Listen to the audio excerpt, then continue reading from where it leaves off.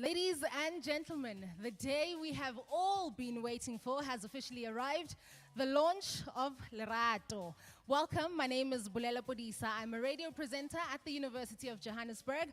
I'm a facilitator, I'm a voiceover artist, I'm a speaker, but this morning I will be your MC for this much anticipated event. Now, we have heard and seen all your questions. Who is Lerato? Where is Lerato? Lerato kingwana mang? Well, I can assure you that your questions will be answered here today. Now, CEO and founder of Lerato, Thokozani Patrick Mahlangu, is no stranger to the marketing and media space. Together with his platform, Pat on Brands, he has been at the forefront of conversations with brands. He has introduced brands to their audiences, and he has introduced us to our favorite brands. We are live streaming on all social media platforms. Please follow us at Pat on Brands and join in the conversation on Facebook, Twitter, Instagram, and YouTube using the hashtag We All Need Lerato, as well as hashtag Lerato is here. Our program will commence with Pat coming forward to tell us more about his story and why he has decided to launch Lerato. And then we will officially launch Lerato through video. And then myself and Pat will have a one-on-one conversation just to find out more about who Lerato is, why he has decided to launch Lerato, and anything else that you might want to ask. So be sure to pose your questions on social media. Remember, the hashtags are hashtag We All Need Lerato, as well as hashtag Lerato is here. Now, ladies and gents, without any further ado, please help me welcome the man of the hour, founder and CEO of Lerato, Thokozani Patrick Mahlangu.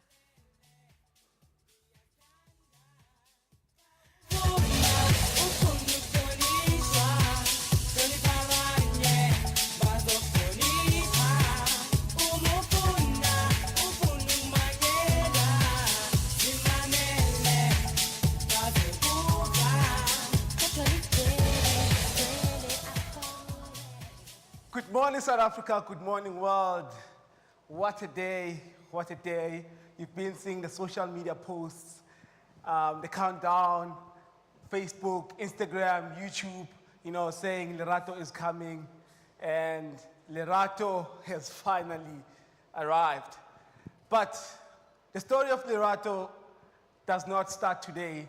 This is a journey that started 10 years ago when I was doing my first year at the University of Johannesburg, studying IT.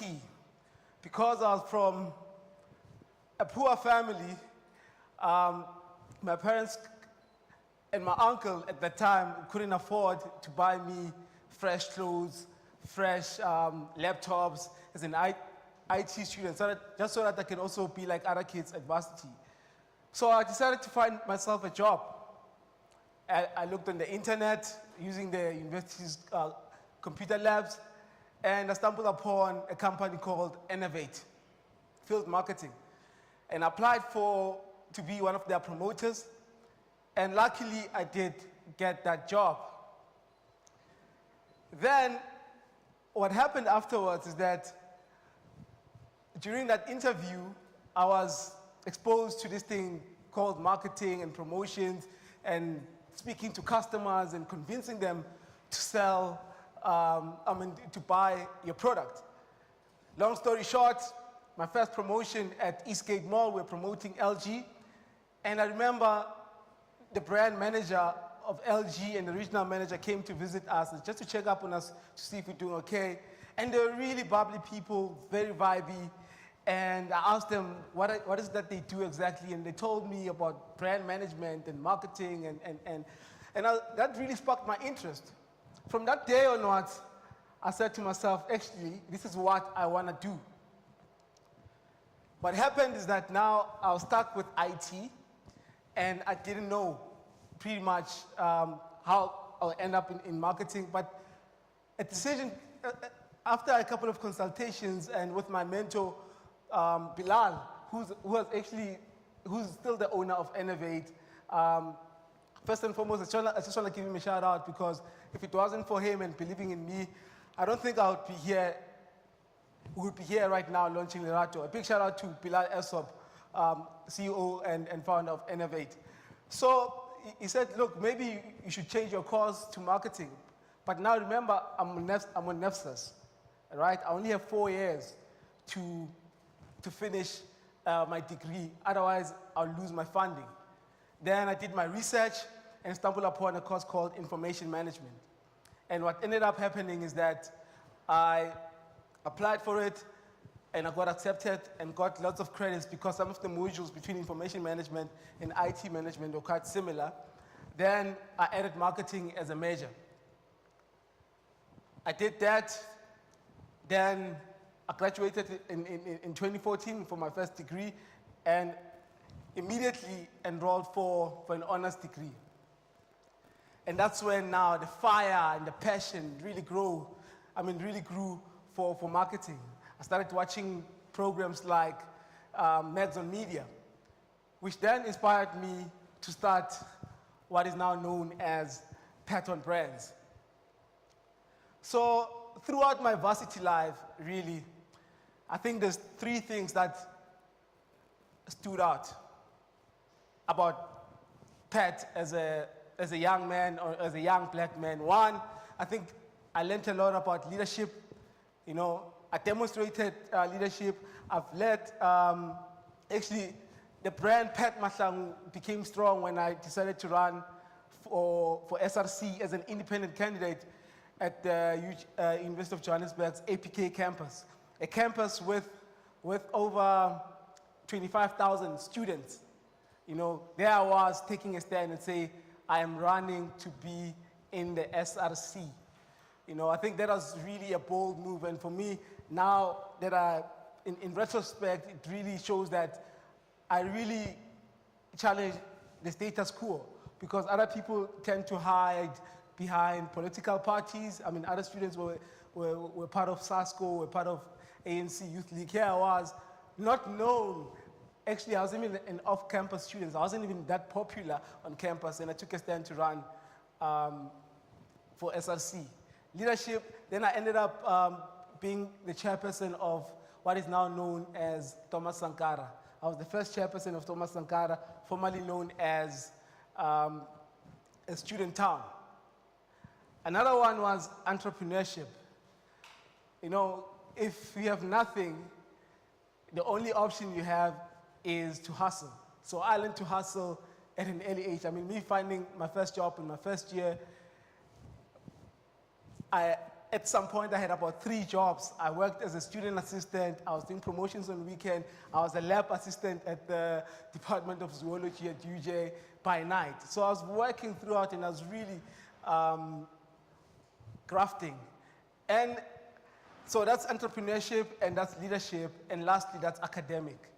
I think I also demonstrated good academic prowess when it comes to my books and my studies because it didn't stop at my honors. I studied all the way through to my master's. And of course, I wouldn't have achieved this by myself. There's people that I came across along the journey that really inspired me to do better and to be better and motivated me and gave me opportunities to be where I am today. So fast forward, it's 2020. This is where I'm at, launching Lerato. Launching Lerato at a time where nothing really looks pretty. If you watch the news, you will see that actually we are in tatters. The whole world is in tatters. You know, coronavirus as a pandemic has really, really challenged the world and challenged us to think differently. Not only it has an impact on our health, but also the economy at large. Pretty much, this is not the best time theoretically to be starting a new thing because the future is not known. You know, so this is where we find ourselves in 2020. And again, I mean, the South African economy has always been ailing. That's a well-known fact.